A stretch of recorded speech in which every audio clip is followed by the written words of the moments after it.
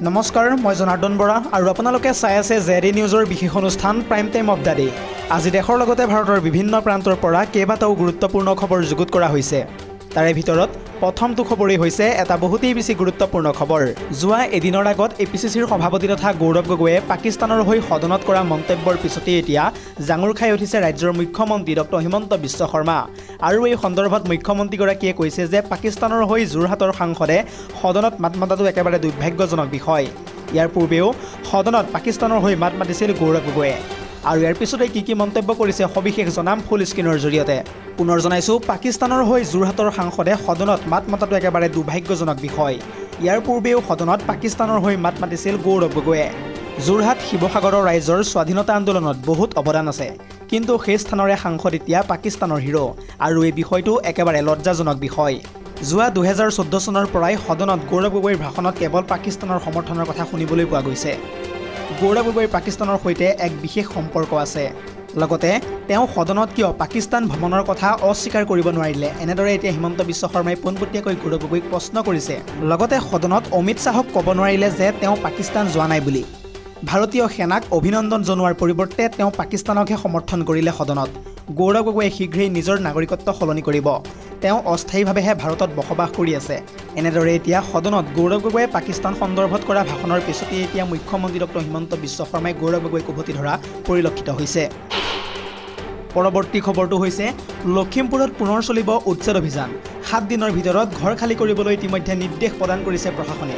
আৰু এই সন্দৰ্ভত সবিশেষ তথ্য চাওঁ আহক ফুল স্ক্ৰীনৰ জৰিয়তে। পুনৰ জনাইছোঁ, লখিমপুৰত আকৌ চলিব সৰ্ববৃহৎ উচ্ছেদ অভিযান। 7 দিনৰ ভিতৰত ঘৰ খালী কৰক। উচ্ছেদ কৰিবলৈ প্ৰশাসনে ইতিমধ্যে জাৰি কৰিলে কঠোৰ জাননী। উত্তৰ নাওবৈচা ৰাজহ চক্ৰৰ অন্তৰ্গত ফুকন দলনি ৰাজহ গাঁৱৰ চৰকাৰী সংৰক্ষিত পথাৰৰ লগতে গোচৰণীয়া পথাৰৰ ভূমিত চলিব এবাৰ বৃহৎ উচ্ছেদ অভিযান। বেদখলকাৰীক 7 দিনৰ সময়সীমা বান্ধি দিছে ইতিমধ্যে জিলা প্ৰশাসনে। জাননী জাৰি কৰাৰ পিছতে এতিয়া হাহাকাৰ লাগিছে বেদখলকাৰীৰ মাজত। বেদখলকাৰীসকলে ইতিমধ্যে ভাঙিছে ঘৰ দুৱাৰ আৰু টালিটোপোলা বান্ধি বেলেগ ঠাইলৈ ঢাপলি মেলা পৰিলক্ষিত হৈছে। পৰৱৰ্তী খবৰটো হৈছে পাকিস্তানক পৰ্কখন কংগ্ৰেছ চৰকাৰে দিলে আৰু সেই পৰ্কখন এতিয়া উভতাই আনিবলৈ সাজু হৈছে বিজেপি চৰকাৰ। কংগ্ৰেছক তোলাধনা প্ৰদান কৰিছে এনেদৰে এতিয়া কেন্দ্ৰীয় গৃহমন্ত্ৰী অমিত শ্বাহে। আৰু এই সন্দৰ্ভত বিতংভাৱে সবিশেষ তথ্য চাওঁ আহক। পুনৰ জনাইছোঁ, পাকিস্তানক পৰ্কখন কংগ্ৰেছ চৰকাৰে দিলে, কিন্তু এতিয়া পৰ্কখন ভাৰতৰ অধীনলৈ বিজেপি চৰকাৰে আনিবলৈ সাজু হৈছে। কংগ্ৰেছে ভাৰতৰ নাগৰিকৰ সুৰক্ষাৰ কথা চিন্তা নকৰে, তেওঁলোকৰ উদ্দেশ্য কেৱল ৰাজনীতি। ইয়াৰ লগতে ছোনিয়া গান্ধীয়ে বাটলা হাউচত শ্বহীদ হোৱা মোহন শৰ্মাৰ বাবে চকু পানী টুকিব লাগিছিল, পাকিস্তানী সন্ত্ৰাসবাদী কেইটাৰ বাবে নহয়। ইয়াৰ উপৰিও পেহেলগাম কাণ্ডটো যদিহে কংগ্ৰেছ চৰকাৰৰ দিনত সংঘটিত হ'লহেঁতেন তেন্তে ভাৰতে কেতিয়াও ন্যায় নাপালেহেঁতেন বুলি ইতিমধ্যে সদৰি কৰিছে কেন্দ্ৰীয় গৃহমন্ত্ৰীগৰাকীয়ে। ইয়াৰ উপৰিও কয় যে চাৰ্জশ্বীট দিওঁতেই 100 দিনতকৈও অধিক সময় লগালেহেঁতেন। উগ্ৰবাদক লৈ কংগ্ৰেছে RSS বিজেপিক দোষাৰোপ কৰে। ইয়াৰ উপৰিও অমিত শ্বাহে চিঞৰি কৈছে যে কংগ্ৰেছক পোনপটীয়াকৈ কৈ দিছে হিন্দু কেতিয়াও উগ্ৰবাদী নহয়। ৰাজ্যসভাত অপাৰেশ্যন সিন্দুৰৰ বিতৰ্কত অংশ লৈ কংগ্ৰেছক এনেদৰে এতিয়া তোলাধনা প্ৰদান কৰিছে কেন্দ্ৰীয় গৃহমন্ত্ৰী অমিত শ্বাহে। পৰৱৰ্তী খবৰটো হৈছে আন এটা বহুতেই বেছি গুৰুত্বপূৰ্ণ খবৰ। যোৱা 2 দিনৰ আগত একাংশ মিয়াই মিয়ালেণ্ডৰ দাবী কৰাৰ পিছতেই এতিয়া সেইসকল মিয়াক উভতি ধৰিছে ৰাজ্যৰ মুখ্যমন্ত্ৰী ডক্টৰ হিমন্ত বিশ্ব শৰ্মাই। আৰু এই সন্দৰ্ভত মুখ্যমন্ত্ৰী ডক্টৰ হিমন্ত বিশ্ব শৰ্মাই কি মন্তব্য কৰিছে সবিশেষ তথ্য জনাম গ্ৰাফিক্স প্লেটৰ জৰিয়তে। পুনৰ জনাইছোঁ, হিমন্ত বিশ্ব শৰ্মাই মিয়ালেণ্ডৰ সন্দৰ্ভত কৈছে যে মিয়ালেণ্ড হোৱাত আপত্তি নাই। মিয়াই যদিহে মিয়ালেণ্ড বিচাৰে তেন্তে মিয়ালেণ্ড নিশ্চয় পাব, কিন্তু অসমত নহয় মিয়ালেণ্ড। মাথো অসমৰ পৰিৱৰ্তে মিয়ালেণ্ড হ'ব কেৱল বাংলাদেশত।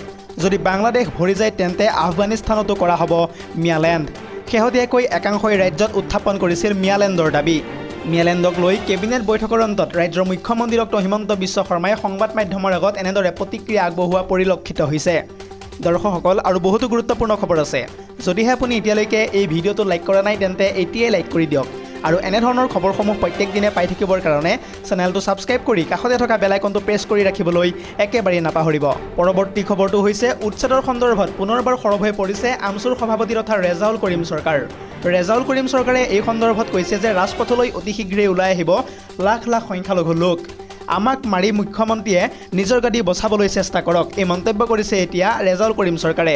আৰু এই সন্দৰ্ভত ৰেজাউল কৰিম চৰকাৰে ইয়াৰ উপৰিও কি মন্তব্য কৰিছে সবিশেষ তথ্য চাওঁ আহক। পুনৰ জনাইছোঁ, শীঘ্ৰেই চৰকাৰৰ বিৰুদ্ধে ৰাজপথলৈ ওলাই আহিব লাখ লাখ সংখ্যালঘু লোক। উচ্ছেদৰ মাজতে নিশা একত্ৰিত হ'ল শ শ সংখ্যালঘু লোক।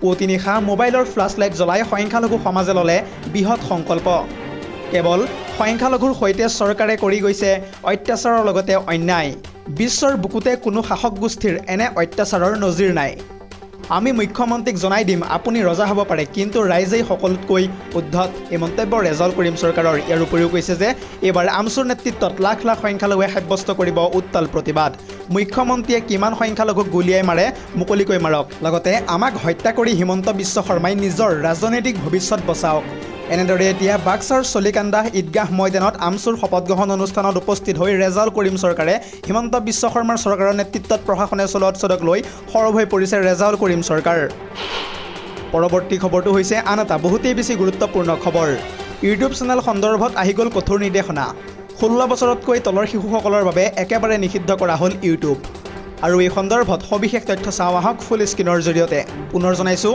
ইউটিউব চেনেল সন্দৰ্ভত কঠোৰ নিয়ম জাৰি চৰকাৰৰ 16 বছৰৰ তলৰ শিশুসকলৰ কাৰণে নিষিদ্ধ কৰা হ'ল ইউটিউব 16 বছৰৰ তলৰ শিশুৱে উপভোগ কৰিব নোৱাৰিব এতিয়াৰে পৰা ইউটিউব 16 বছৰতকৈ তলৰ শিশুসকলৰ কাৰণে ইতিমধ্যে ইউটিউব একাউণ্ট নিষিদ্ধ কৰা হৈছে আৰু এই নিষেধাজ্ঞা আগষ্ট মাহ অৰ্থাৎ চলিত মাহৰ পৰাই প্ৰযোজ্য হ'ব ইয়াৰ উপৰিও ফেচবুক ইনষ্টাগ্ৰাম স্নেপচেট আৰু আন প্লেটফৰ্মতো থাকিব নোৱাৰিব 16 বছৰতকৈ তলৰ শিশুসকলৰ একাউণ্ট আৰু এই সিদ্ধান্ত গ্ৰহণ কৰিছে ইতিমধ্যে অষ্ট্ৰেলিয়াৰ চৰকাৰে পৰৱৰ্তী খবৰটো হৈছে এতিয়াৰে পৰা বহিৰাজ্যত কৰ্মৰত অসমীয়াৰ সৈতে শোকাবহ ঘটনা সংঘটিত হ'লে অসম চৰকাৰে ল'ব দায়িত্ব আৰু এই মন্তব্য কৰিছে ইতিমধ্যে ৰাজ্যৰ মুখ্যমন্ত্ৰী ডক্টৰ হিমন্ত বিশ্ব শৰ্মাই পুনৰ জনাইছোঁ অসমৰ বাহিৰত কৰ্মৰত লোকসকলৰ কাৰণে আহি পৰিছে এটা বিগ ব্ৰেকিং নিউজ কিয়নো এতিয়াৰে পৰা বহিৰাজ্যত কৰ্মৰত অসমীয়াৰ মৃত্যু হ'লে চৰকাৰে ল'ব দায়িত্ব বহিৰাজ্যত অধ্যয়নত ছাত্ৰ ছাত্ৰীৰ বাবেও এই আঁচনি যুগুত কৰিছে চৰকাৰে সসন্মানেৰে স্বগৃহলৈ লৈ আহিব মৃতদেহ লগতে মৰ্যাদাপূৰ্ণ সৎকাৰৰ ব্যৱস্থা আগবঢ়াব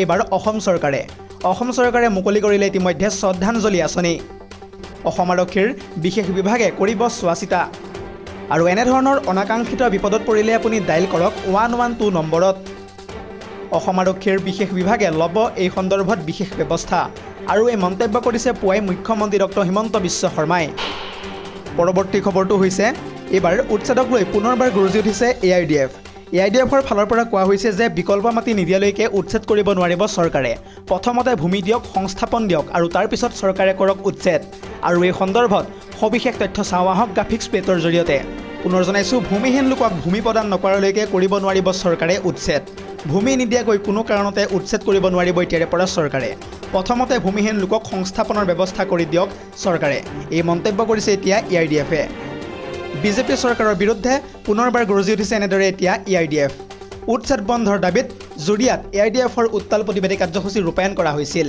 ধৰ্মৰ নামত বিজেপি চৰকাৰে ৰাজনীতি কৰা বন্ধ কৰক ৰাজ্যত ধৰ্মৰ ভিত্তিত এই চৰকাৰখনে উচ্ছেদ কৰা বন্ধ কৰিব লাগে ৰূপহী ৰাজহ চক্ৰ কাৰ্যালয়ৰ সন্মুখত অৱস্থান ধৰ্মঘট কৰিছে এতিয়া এআইডিএফে আৰু এই প্ৰতিবাদ কাৰ্যসূচীত অংশগ্ৰহণ কৰিছে এতিয়া শ এআইডিএফৰ নেতাকৰ্মীয়ে হাতে হাতে প্লে কাৰ্ড লৈ চৰকাৰৰ বিৰুদ্ধে উত্তাল শ্লোগানেৰে আৰম্ভ কৰিছে প্ৰতিবাদ এআইডিএফৰ ধিং সমষ্টিৰ বিধায়ক আমিনুল ইছলামকো মুক্তিৰ দাবী জনাইছে এতিয়া এআইডিএফে পৰৱৰ্তী খবৰটো হৈছে আন এটা বহুতেই বেছি গুৰুত্বপূৰ্ণ খবৰ এইবাৰ ভাৰতৰ ওপৰত প্ৰচণ্ড আঘাত হানিছে আমেৰিকাই 25% শুল্ক আৰোপ কৰিলে এইবাৰ আমেৰিকাৰ ৰাষ্ট্ৰপতি ডনাল্ড ট্ৰাম্পে কৰিছে এই বৃহৎ ঘোষণা 1 আগষ্ট অৰ্থাৎ আজিৰ দিনটোৰ পৰাই কাৰ্যকৰী হ'ব এই নতুন শুল্কৰ হাৰ ৰাছিয়াৰ পৰা ভাৰতে খাৰুৱা তেল ক্ৰয় কৰাৰ বাবেই আৰোপ কৰা হৈছে এই 25% শুল্ক ভাৰতে আমেৰিকালৈ ৰপ্তানি কৰা সামগ্ৰীৰ ওপৰতো দিব লাগিব এতিয়াৰে পৰা অতিৰিক্ত ধন এনেদৰে এতিয়া স্পষ্টভাৱে মন্তব্য কৰিছে আমেৰিকাৰ ৰাষ্ট্ৰপতি ডনাল্ড ট্ৰাম্পে news desk report JD news